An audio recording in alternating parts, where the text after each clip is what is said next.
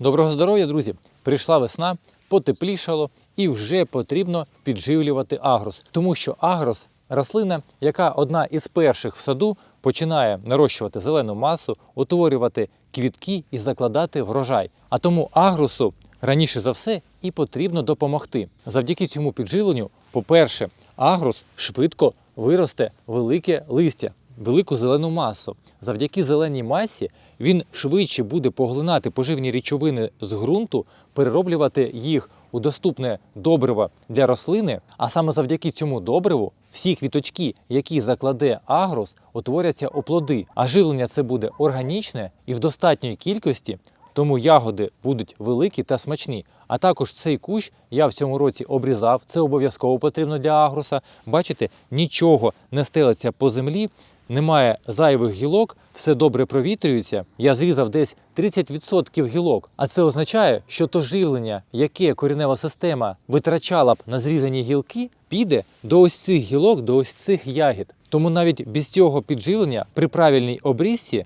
ми отримуємо великий врожай, а з підживленням значно більше. А також це підживлення допоможе агросу наростити нові молоді гілки із центру куща. А вони потрібні обов'язково, щоб кущ завжди оновлювався. Тому що коли кущ агросу досягає 5-річного віку, то потрібно кожного року його обрізати, зрізати старі гілки і заміняти їх молодими. Якщо вони не будуть наростати молоді гілки, то тоді кущ не буде оновлюватися і швидко загине. Тому ходімо і приготуємо це підживлення. А для приготування цього підживлення нам знадобиться 10 літрів води вуличної температури, тому що це буде органічне добриво, і чим тепліша вода, тим скоріше та краще це добриво буде працювати. Починаючи з цього року, я буду використовувати для підживлення тільки органічні добрива. А також і оброблювати сад та город буду тільки біопрепаратами, тому що це не шкодить нашому здоров'ю, ґрунту та рослині. А саме для цього ми і вирощуємо домашнє. Також знадобиться курник і літрова банка.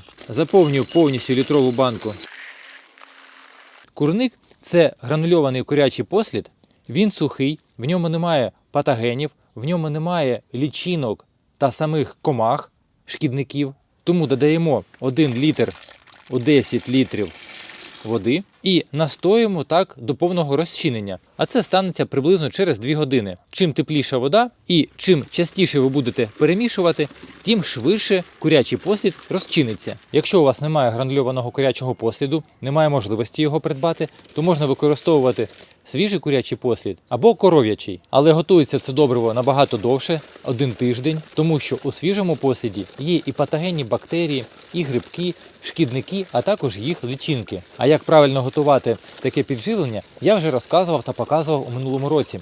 Відео залишу у правому верхньому куточку у підказках, а також залишу посилання у описі до цього відео. Приблизно через 2 години підживлення буде готове.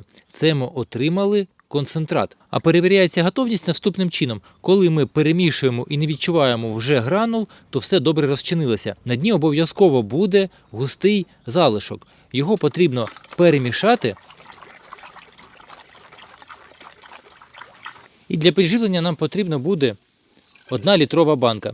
Раніше я використовував пів-літра, але в минулому році проекспериментував і побачив кращий результат. І додаю 1 літрову банку цього концентрату у 1 літр чистої води. Перемішую, і це в нас вже готове підживлення. І під кожен дорослий кущ агросу потрібно вилити від 5 до 10 літрів готового підживлення. Якщо кущі віком до 5 років, то достатньо буде від 3 до 5 літрів під 1 кущ. Це підживлення забезпечить агрос усім необхідним на 2 тижні, а потім, після того, як агрос оквітне, ми його підживимо іншим добривом, яке також буде сприяти збільшенню ягоди і додатково покращить смакові якості. Якщо у вас залишилися питання, задавайте у коментарях, з радістю на все відповім. Я вам бажаю великих врожаїв і вдалого дня. До зустрічі у наступних відео.